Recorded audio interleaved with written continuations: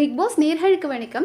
எதிர்பாராதே எதிர்பாருங்கள் அப்படின்னு நம்ம கமல் சார் சொல்லியிருக்கார் இல்லையா? அந்த மாதிரி இந்த வாரம் எப்போதுமே வந்து நாமினேஷன் ப்ராசஸ் அப்படின்றது என்ன நடக்கும்? யாரை இந்த வீட்டை விட்டு வெளியேற்றணும்னு நினைக்கிறீங்க அப்படின்னு 2 நபர்கள் சொல்லுங்கன்னுவாங்க.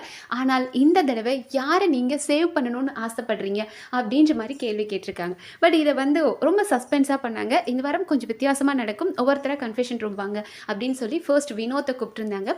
ஸோ வினோத்தை பார்த்துமே ஃபர்ஸ்ட் அவர் தெரிஞ்சிருச்சு, ஆஹா பச்சை மிளகா இருக்குது, ஏதோ சம்பவம் பண்ண போகிறாங்க அப்படின்னு. ஸோ வினோத் கிட்ட சொல்லிட்டாங்க, எப்போதுமே நீங்கள் ஒருத்தரை வெளியே ஏற்றுறதுக்காக இதை நீங்கள் நாமினேட் பண்ணுவீங்க. இந்த தடவை ஒருத்தர் நீங்கள் சேவ் பண்ணணும்னு நினச்சா இதை நீங்கள் பண்ணலாம் அப்படின் போது அவர் வந்துட்டு இவர் பேர் சபரி பேரை சொல்லிட்டார். ஏன்னா சபரி வந்து அது எல்லாருக்குமே தெரியும். சபரி வின்னிங் மொமெண்ட்டில் இருந்தார். டிடிஎஃப் வின் பண்ணுற மொமெண்ட்டில் வந்து ஒரு பொண்ணு அவங்களுக்கு சாண்ட்ராக்காக இறங்கி போய், இத்தனைக்கும் சாண்ட்ரா வந்து அவரை வந்த புதுசில் அவ்வளோ வந்து டிக்ரேட் பண்ணாங்க, அவரை தப்பாக போர்ட்ரே பண்ணாங்க. பட் இருந்தாலும் அந்த இடத்துல அந்த பொண்ணுக்கு ஃபிக்ஸ் வருது அப்படின் போது உடனே இறங்கி அந்த பொண்ணை போய் பார்த்தார் இல்லையா? அண்ட் அதை தான் அவர் மீன் பண்ணுறாரு. ஸோ டிடிஎஃப் அடிக்க வேண்டிய அவன், ஸோ அவன் கண்டிப்பாக வந்து சேவ் ஆகணும் அப்படின்னு சொல்லி அவர் ஒன்று சாப்பிட்டாரு. அண்ட் இன்னொன்று வந்து நம்மளோட சாய்ஸ் தான், வேணும்னா இன்னொரு நபரையும் சேவ் பண்ணலாம், இன்னொரு பச்சை மிளகா சாப்பிடலாம் அப்படின்னாங்க. அவர் வேண்டாம் அப்படின்னு சொல்லிட்டு வினோத் போயிட்டார். அண்ட் 2வது தான் திவ்யா வந்தாங்க. ஸோ திவ்யா பார்த்தோம் அப்படின்னா பச்சை மிளகா பார்த்ததுமே பயங்கரமாக பயந்துட்டாங்க. பிக் பாஸ் இதை சாப்பிடணுமா பிக் பாஸ் அப்படின்னு. ஆமாம் திவ்யா, மக்கள் வெளியே பார்த்துட்டு இருக்காங்க, கண்டிப்பாக இதை சாப்பிடணும்ல, ஒருத்தர் உங்களோட ஹவுஸ்மேட்ஸ் நீங்கள் ஒருத்தரை சேவ் பண்ணணும்ல அப்படின்னு. ஸோ அவங்களால அந்த ஒரு இதுவே பச்சை மிளகாவே எடுக்க முடியல, ரொம்ப பயந்தாங்க. ஒரு சிலர் கஞ்சிக்குள்ளே வெங்காயம் பச்சை மிளகாலாம் போட்டு சாப்பிட்றவங்களாம் இருக்காங்க. அந்த மாதிரி திவ்யா பயப்படும் போது பார்க்கும்போது எனக்கும் ரொம்ப கஷ்டமாக இருந்தது. ஆனால் அவங்களால முடியல, அதை பார்த்ததுமே பிக் பாஸ் அப்படின்னு சொல்லிட்டு அவங்களுக்கு சாப்பிடும் போதே பயங்கரமாக அழுதது திவ்யா தான். கண்ணிலேருந்து தண்ணி அப்படி கொட்டுது அவங்களுக்கு. ஸோ அவங்க சேவ் பண்ண ஃபர்ஸ்ட் பர்சன் யார் அப்படின்னு பார்த்தோன்னா சாண்ட்ரா. ஸோ சாண்ட்ரா மேலே அவங்களுக்கு ஆரம்பத்தில் பிரஜின் அவங்க எல்லாருமே ஒன்றா வரும்போது அவங்க எப்படி வந்து சாண்ட்ரா ஒரு அக்கா அப்படின்ற மாதிரி பார்த்தாங்களோ இன்றைக்கி வரைக்கும் அவங்க அப்படி பார்க்குறாங்க. எனக்கு அது ரொம்ப வருத்தமாக இருக்குது. ஏன் தெரியுமா? இப்போ நமக்கு ஒருத்தர் மேலே பிடிக்கலன்னு வைங்களேன், சரி அவங்க மேலே நமக்கும் வெறுப்பு இருக்குது, அவனும் நம்மளை வெறுக்கிறான் போடா அப்படின்னு விட்டுடலாம்.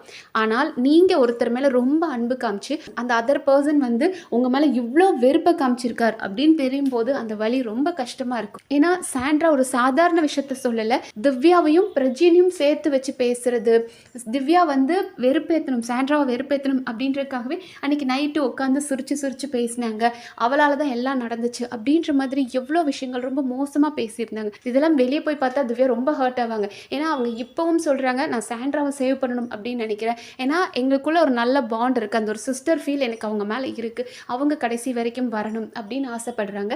ஸோ அவங்களுக்காக ஒரு பச்சை மிளகா சாப்பிட்டாங்க.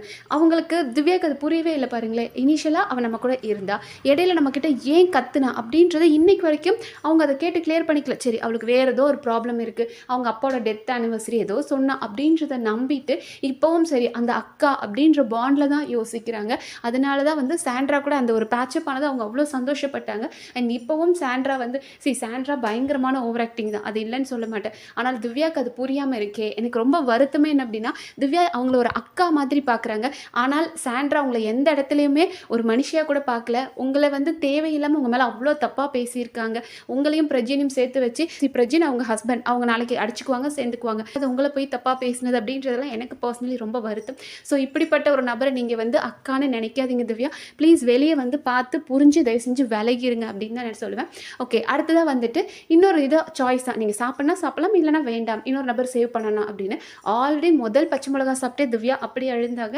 ஸோ மறுபடியும் சரி பரவாயில்ல, அவனும் நல்லவன் தானே நம்மளோட சபரி, அவனும் அன்னைக்கு அந்த வின்னிங் மொமெண்ட்டை விட்டு கொடுத்துட்டு போகிறான்னா அவன் எவ்வளோ கஷ்டப்பட்டு போயிருப்பான். சரி அதனால் அவனுக்கு வந்துட்டு டிடிஎஃப் வந்து அவன் விட்டு கொடுத்துட்டு அவன் போனான் இல்லையா? ஸோ அவன் டெஃபினட்டாக சேவ் ஆகணும் அப்படின்னு சொல்லிட்டு சபரி பேரையும் சொல்லியிருக்கிறாங்க. ஸோ சபரிக்காக 2வது பச்சை மிளகா சாப்பிட்றாங்க. அவங்களால முடியல, சார் டாக்டர்லாம் இருக்காங்க தானே அப்படிலாம் இருக்காங்க, உங்களுக்கு பேக்கப்க்கு எப்போ வேணாலும் அவங்க ஹெல்ப்ஃபுல்லாக இருப்பாங்க. ஸோ இது வந்து நீங்கள் சேவ் பண்ண போகிறீங்க அப்படின் போது நம்ம ஃபைனல் ஸ்டேஜில் இருக்கோம், ஸோ இதை பண்ணி தான் ஆகணும் அப்படின்னாங்க. சாப்பிட்டுட்டு பாவம் திவ்யம் அப்படி அழுக ஆரம்பிச்சிட்டாங்க. அவங்களுக்கு முடியல.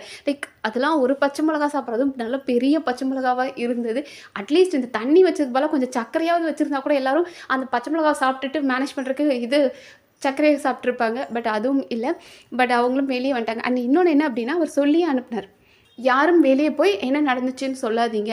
ஏன்னா அவங்க ப்ரிப்பேர்ட் ஆயிருவாங்க. அப்படி வேண்டாம் ஆன் ஸ்பாட் அவங்க வந்து இத தெரிஞ்சுக்கட்டும் அப்படின்றதுனால வெளிய போய் அப்படியே திவ்யாவும், வினோத்தும் கட்டி புடிச்சுக்கிட்டு அப்படியே திவ்யா அவங்களுக்கு லிட்டரலி அந்த அவங்களால முடியல. கண்ல தண்ணி வந்துட்டே இருக்கு. எல்லாருமே எதுக்கு அழுகுறா? ஏன் இவ்வளோ எமோஷனல் ஆகுறா? அப்படின்ற மாதிரி யோசிச்சுட்டு இருந்தாங்க. அண்ட் அதுக்கப்புறம் வினோத்தும் இருந்துட்டு சரி, சரி சொல்லாத, கண்டுபிடிச்சிருவாங்க, விட்டுரு, விட்டுரு, அழாத அப்படின்னு கன்சோல் பண்ணாரு. பட் எத்தனை பேர் நோட் பண்ணீங்க அப்படின்னு எனக்கு தெரியல. அவங்களோட ஃபைனல் ஸ்டேஜ் மொமெண்ட் எப்படி இருக்க போகுது, அந்த ஆர்டரில் கூப்பிட்ட மாதிரியே இருந்தது. ஏன்னா டைட்டில் வின்னர் வினோத் தான் அப்படின்றது ஆல்ரெடி நமக்கு தெரிஞ்சது தான். அண்ட் சேதுனாவும் அதை சொல்லியிருந்தாரு, உங்களோட சிம்மாசனத்தை யாரையும் பறிக்க முடியாது அப்படின்னாங்க. ஸோ ஃபர்ஸ்ட் பிளேஸில் வினோத் தான் ஓட்டிங்கில் இருக்காரு.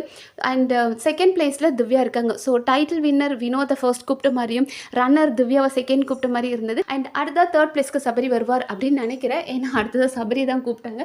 ஸோ சபரி பச்சை மிளகாயை பார்த்ததுமே ஐயோ அப்படின்னு, ஏன்னா சபரிக்கும் வந்துட்டு இது அல்சர் ப்ராப்ளம் இருக்குது. அவர் அதுக்கு டேப்லெட்லாம் எடுத்துகிட்டு இருக்காரு.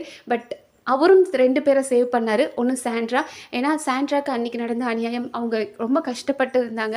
ஸோ அவங்க அங்கே நிற்கணும் அப்படின்னு சாண்ட்ராக்கு ஒன்று சாப்பிட்டாரு. அண்ட் இன்னொன்று வினோத், ஏன்னா வினோத்துக்கு வந்து இந்த ஸ்டேஜ் ரொம்ப முக்கியம், இங்கே வர பணம் அவனுக்கு ரொம்ப முக்கியம், ஸோ அவனை சேவ் பண்ணுறேன் அப்படின்னு. அல்சர் இருக்கிறவங்கலாம் சாப்பிட்றது ரொம்ப பெரிய விஷயமா தான் எனக்கு தோணுச்சு. ஸோ அவரும் சாப்பிட்டாரு. அண்ட் அடுத்ததாக ஃபோர்த் வந்து விக்கல்ஸை கூப்பிட்டாங்க. ஸோ விக்கல்ஸும் 2 பேரை சேவ் பண்ணார், Sandra and Sabari. So Sabari எல்லாருக்கும் தெரிஞ்சது தான், அவனோட டிக்கெட்டு ஃபினாலே கூட அவன் விட்டு கொடுத்து போகிறான் அப்படின்னா அவன் உண்மையாகவே ரொம்ப நல்ல பையன், அவனுக்கு டெஃபினட்டாக இது கிடைக்கணும் அப்படின்னு சொல்லி அவரை வந்து சேவ் பண்ணாங்க. அண்ட் ஃபிஃப்த்து வந்து அரோரா போனாங்க.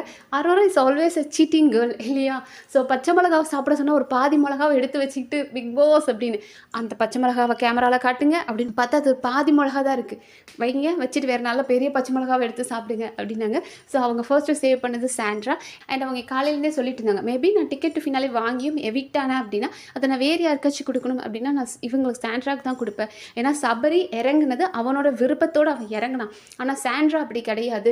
சாண்ட்ரா இந்த டிக்கெட்டு ஃபினாலே விளையாடணும்னு நினச்சாங்க, ஆனால் அவங்கள தடுத்து அவங்கள விளையாட விடாமல் பண்ணியிருக்காங்க. ஸோ அவங்களுக்கு இந்த வாய்ப்பு கொடுக்கணும் அப்படின்னு நான் ஆசைப்படுறேன். அரோராக்கு என்ன அப்படின்னா, பார்வதி அண்ட் கமருதீன் அவங்க உள்ளே போகக்கூடாது, இந்த கேமில் அவங்க துரத்தி விடணும், இந்த கேமில் இந்த டிக்கெட்டு ஃபினாலில் அவள் இருக்கக்கூடாது அப்படின்னு நீங்கள் கீழே தள்ளி விட்டீங்க. பட் டிக்கெட்டு ஃபினாலே வாங்கி அவள் அங்கே போகணும், ஃபைனல்ஸ்க்கு போகணும் அப்படின்ற மாதிரி ஆசைப்பட்டாங்க. ஸோ அவங்க ஃபஸ்ட்டு சாண்ட்ராவை சேவ் பண்ணாங்க. அண்ட் ஒரு பச்சை மிளகா சாப்பிட்டே அவங்களால முடியல, அப்படியே அவங்களால இரும்புறாங்க. அவங்க பிக் பாஸ்க்கே சொல்கிறாங்க, ஏன் பிக் பாஸ் தண்ணி வச்சிங்க, பால் வச்சுருந்தீங்கன்னா கரெக்டாக இருந்துக்கும், காரம் சாப்பிட்டு தண்ணி குடிக்க குடிக்க அது இன்னும் ஜாஸ்தியாக காரம் ஏறும், நீங்கள் பால் வச்சிங்கன்னா பால் டிக்ரீஸ் பண்ணிடும் அந்த காரத்தை அப்படின்னு சொன்னாங்க. அடுத்து நீங்கள் வேறு ஏதாவது சேவ் பண்ணலாம், அது வந்து ஆப்ஷன் தான், நீங்கள் சூஸ் பண்ணலாம் இல்லைனா விட்டுடலாம் அப்படின்னு.